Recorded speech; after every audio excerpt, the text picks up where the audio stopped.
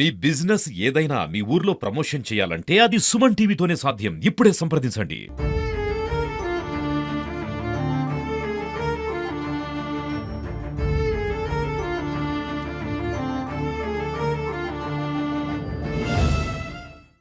ప్రమాదం జరిగిన ప్రదేశంలో అయితే ఒక భీతాకరమైన వాతావరణం అయితే కనబడతా ఉంది. ఇక్కడ పరిస్థితిని చూస్తే మనం విజువల్స్లో చూడొచ్చు. మొత్తం సామాన్లన్నీ కూడా చెల్లాచెదురైపోయిన పరిస్థితి కనబడతా ఉంది. మొత్తంగా దాదాపు 60 మంది ప్రయాణికులు ఉన్నారు. దాదాపు 18 మందికి పైగా తీవ్రంగా గాయపడ్డారు. ఈ ఘటనలో మరో 4 మృతి చెందగా మరొకరు ప్రాణాపాయంతో కొట్టుమిట్టాడుతున్న పరిస్థితి కనబడుతుంది. ఇక్కడ వాతావరణం చూస్తే ప్రమాద తీవ్రతను మనము అర్థం చేసుకోవచ్చు. ఇక్కడ వాళ్ళ లగేజ్ కానీ వాళ్ళు ధరించిన పాదరక్షకులు కానీ ఇవన్నీ కూడా బట్టలు కానీ మొత్తం కూడా చెల్లాచెదురుగా రోడ్డు పైన పడి ఉన్న పరిస్థితిని అయితే మనం గమనించవచ్చు. మొత్తంగా ఈ ప్రమాదం తెల్లవారుజామున జరిగిన పరిస్థితి కనబడతా ఉంది.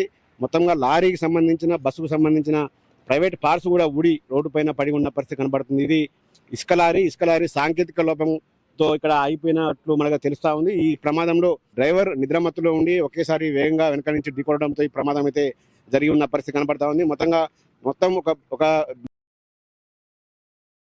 మొత్తంగా చూసుకుంటే పోలీసులు కూడా తమ పరిధిలోకి రాదని చెబుతున్న పరిస్థితి కనబడతా ఉంది.